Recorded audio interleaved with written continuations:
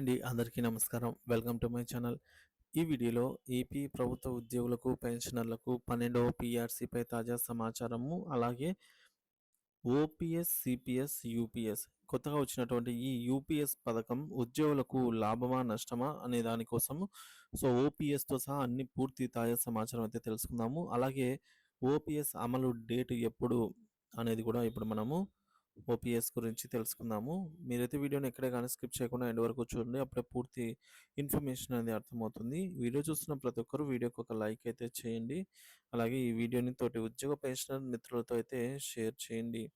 కొత్తగా మన ఛానల్ చూస్తూ సబ్స్క్రైబ్ చేసుకోనట్లయితే దయచేసి మన ఛానల్ అయితే సబ్స్క్రైబ్ చేసుకోండి. దీని ద్వారా నేను చేసే ప్రతి ఒక్క వీడియో మీ వరకు రీచ్ అవుతుంది. ఆలస్యం చేయకుండా మన వీడియోలోకి అయితే వెళ్ళిపోదాము.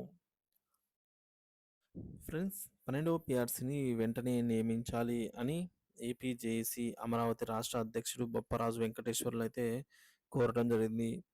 ప్రభుత్వ ఉద్యోగులకు సంబంధించి 12వ పీఆర్సీ వేతన సవరణ కమిటీని వెంటనే నియమించాలని ఏపీ జేఏసీ అమరావతి రాష్ట్ర అధ్యక్షుడు బొప్పరాజు వెంకటేశ్వర్లు అయితే కోరారు. ఆ సంఘ రాష్ట్ర కార్యవర్గ సమావేశాన్ని ఏలూరులో ఆదివారం నిన్నటి రోజున నిర్వహించారు. సంఘం జిల్లా అధ్యక్షుడు కె రమేష్ కుమార్ అధ్యక్షతన నిర్వహించిన ఈ సమావేశంలో ముఖ్య అతిథిగా అయితే వెంకటేశ్వర్ బొప్పరాజు అయితే మాట్లాడుతూ, సార్వత్రిక ఎన్నికల్లో ఎన్డీఏ కూటమి ఇచ్చిన హామీ మేరకు ప్రభుత్వ ఉద్యోగులందరికీ వెంటనే ఐఆర్ మధ్యంతర భృతిని ప్రకటించాలి అని కోరారు. విశ్రాంత ఉద్యోగులకు పాత స్లాబ్ల ప్రకారం పెన్షన్ను చెల్లించాలి అని, అంటే ఓపీఎస్ అమలు చేయాలని అయితే కోరారు. ఇంకా ఒప్పంద ఉద్యోగులను క్రమబద్ధీకరించాలి. అంటే కాంట్రాక్ట్ ఉద్యోగులను రెగ్యులరైజ్ చేయాలని చెప్పేసి కోరడం జరిగింది. డిమాండ్ చేశారనమాట. సంఘ రాష్ట్ర ప్రధాన కార్యదర్శి పి దామోదరరావు మాట్లాడుతూ ఉద్యోగ మరణాంతరం సో ఉద్యోగ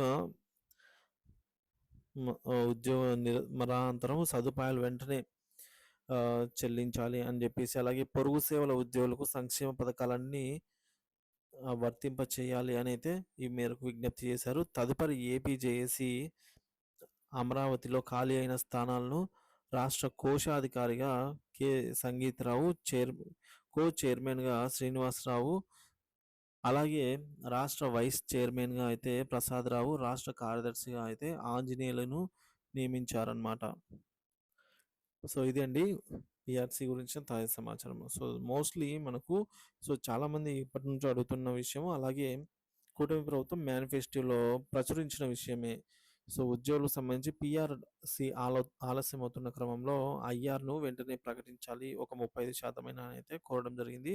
దీంతో పాటుగా పిఆర్సీ కమిషన్ను వెంటనే నియమించి త్వరితగతిన పిఆర్సీ నివేదికను తీసుకొని సకాలంలో 12వ పీఆర్సీని అమలు చేయాలి అని చెప్పేసి కోరడం జరిగింది.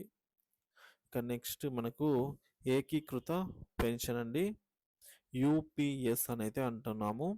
ఈ యూపీఎస్ అనేది ఈ విధానం ద్వారా ఓపీఎస్, ఎన్పిఎస్, సిపిఎస్ల కలయికగా ఉంది అని ఉద్యోగులు అయితే చెప్తున్నారు. ఈ యూపీఎస్ అనేది వీటన్నిటి కలయిక అని అయితే చెప్తున్నారు. ఈ మూడిటి కలయిక. మరి ఎన్పిఎస్తో పోలిస్తే యూపీఎస్ విధానంలో ఉద్యోగులకు పెన్షన్ హామీ పెంచుతూ గ్రాట్యుటీ, ఇతర ప్రయోజనాలకు భరోసా అయితే ఇవ్వనుంది. కనీసము 25 సంవత్సరాలు సర్వీసు పూర్తి చేసుకుని రిటైర్ అయ్యే వారికి పదవి విరమణ ముందు 12 నెలలు తీసుకున్న బేసిక్ పే ప్లస్ డిఏ మొత్తం సగటు 50% పెన్షన్గా అయితే వర్తిస్తుంది. కనీసం 10 ఏళ్ళు సర్వీస్ పూర్తి చేసుకొని రిటైర్ అయ్యే వారికి వారి సర్వీస్ కాలాన్ని బట్టి పెన్షన్ అనేది వర్తిస్తుంది. ఇది 25 ఏళ్ళ సర్వీస్ పూర్తి చేసుకున్న వారితో పోలిస్తే తక్కువగా ఉంటుంది. అంటే పెన్షన్ హామీ కనీసం 10,000గా అయితే ఇక్కడ మనకు ఉండడం జరిగింది. ఇక ఉద్యోగి మరణిస్తే పెన్షన్లో 60% ఆయన లేదా ఆమె కుటుంబ సభ్యులకు నెలవారీ పెన్షన్గా అందుతుంది. అలాగే డిఆర్ కూడా లభిస్తుంది అన్నమాట ఈ పద్ధతి ద్వారా, యూపీఎస్ ద్వారా.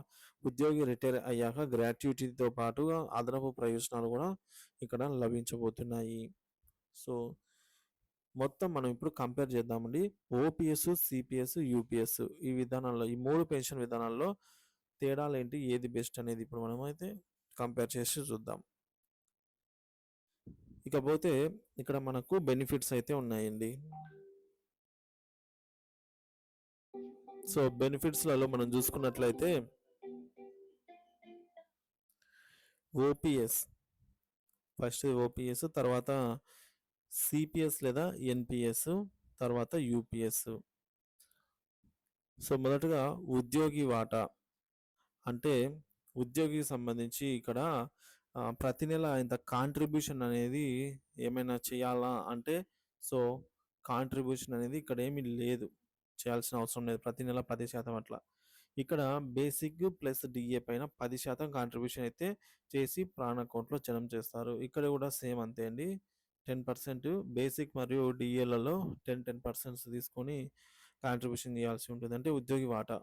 ఇక షేర్ మార్కెట్‌లో పెట్టుబడుల విధానం ఇక్కడైతే లేదు ఓపీఎస్‌లో.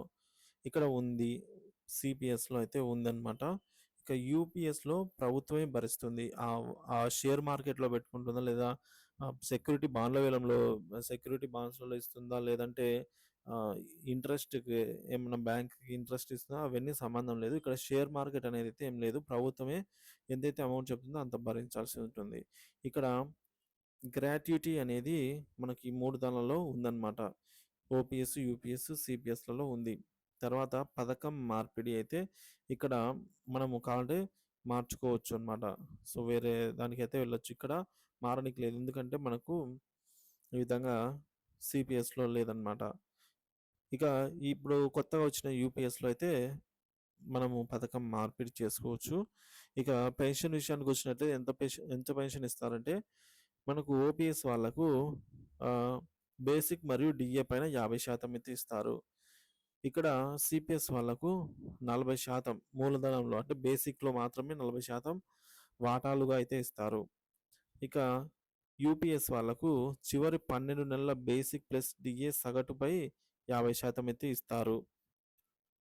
ఇకపోతే పీఆర్‌సీ అనేది ఓపీఎస్ వాళ్ళకు ఉంది. సో, మిగతా 2 పద్ధతులైన సిపిఎస్ గానీ, యూపీఎస్ గానీ ఈ పీఆర్‌సీ అనేది వర్తించదు. సో, పీఆర్‌సీ అనేది ఎంతో కీలకమండి. సో, పీఆర్‌సీ గనక అప్లికబుల్ అయితే మనకు ఇప్పుడు 12వ పీఆర్‌సీ గనక అప్లికబుల్ అయితే దగ్గర దగ్గర 50-60% వరకు గూడా మనకు జీతాలు, పెన్షన్‌లు పెరిగే అవకాశం ఉంది. ఇక అదనపు పెన్షన్ విషయానికొచ్చినట్లయితే అడిషనల్ క్వాంటమ్ ఆఫ్ పెన్షన్ అంటాము. ఏక్యూపీ. సో, ఇక్కడ ఏక్యూపీ అనేది మనకు ఇస్తారు. సో, ఇక్కడైతే ఓపీఎస్‌లో ఇస్తారు. సిపిఎస్‌లో అయితే ఇవ్వరు. యూపీఎస్‌లో స్పష్టత రావాల్సిందే. ఎందుకంటే కొత్తగా పథకం పెట్టారు కాబట్టి స్పష్టత రావాల్సి అయితే ఉంది. కుటుంబ pension, family pension. So, family pension ఇక్కడ వర్తిస్తుంది. ఇక్కడ ఐచ్ఛికము ఇక్కడ 60% ఉంటుంది. ఇక కరువు ఉపశమనం అంటే డీఆర్. సో, డీఎన్ఎస్ రిలీఫ్ అనేది మనకు ఓపీఎస్‌లో ఇస్తారు. అలాగే సిపిఎస్‌లో లేదు. మరి యూపీఎస్‌లో ఉంది. హెల్త్ కార్డ్ విషయానికొచ్చినట్లయితే మనమే ఈఎస్ఐ అని అంటున్నాము. సో, ఈఎస్ఐ అనేది మనకు ఇక్కడ ఉంది. ఎంప్లాయీ హెల్త్ ఈహెచ్ఎస్ అండి. So, EHS. ఈఎస్ఐ అంటే ఇది ప్రైవేట్ ఉద్యోగులది. So, EHS employee health scheme అనేది ఇక్కడ మనకు వర్తిస్తుంది ఓపీఎస్‌లో. సిపిఎస్‌లో వర్తించదు. ఇంకా యూపీఎస్‌లో స్పష్టత రావాల్సి ఉంది. కారుణ్య నియామకం అయితే ఇక్కడ ఉంది. మనకు ఓపీఎస్‌లో, సిపిఎస్‌లో, యూపీఎస్‌లలో కారుణ్య నియామకం ఉంది. ఇకపోతే రిటైర్మెంట్ లంప్ అనేది ఇక్కడ మనకు 100% పీఎఫ్ అమౌంట్ అయితే ఇచ్చేస్తారు. ఇక్కడ ఎన్‌పీఎస్‌లో మాత్రం 60% మాత్రమే ఇస్తారు. ఎన్‌పీఎస్‌లో ఉంటే. సిపిఎస్‌లో కాదు. ఇక్కడ సిపిఎస్ లేదా ఎన్‌పీఎస్‌లో మాత్రమే ఇస్తారనమాట. సిపిఎస్ వాళ్ళకి ఏం రాదు. ఇక స్పష్టత అయితే రావాల్సింది. కొత్త పథకం కాబట్టి స్పష్టత లేదు. ఇక విధి నిర్వహణలో మరణించిన వారి కుటుంబ పెన్షన్ అయితే ఇక్కడ అన్ని దళాల్లో ఉంటుందన్నమాట. ఓపీఎస్, సిపిఎస్, యూపీఎస్‌లలో. సో, ఫ్రెండ్స్ ఫైనల్‌గా ఒక్కటే మాట చెప్పేయొచ్చు. ఓపీఎస్ ఈస్ ద బెస్ట్ అని అయితే చెప్పవచ్చు. యూపీఎస్ కన్నా కూడా ఓపీఎస్ అనేది చాలా బెస్ట్‌గా అయితే ఉంది. సిపిఎస్ అలాగే ఎన్‌పీఎస్ నా పర్సనల్ ఒపీనియన్ అయితే చెప్తున్నాను. అలాగే యూపీఎస్ ఈ విధానాలలో OPS is the top priority అని అయితే చెప్పవచ్చు. సెకండ్ ప్రయారిటీ ఇస్తే ఆహ్, యూపీ యూపీఎస్‌కి ఇవ్వచ్చు.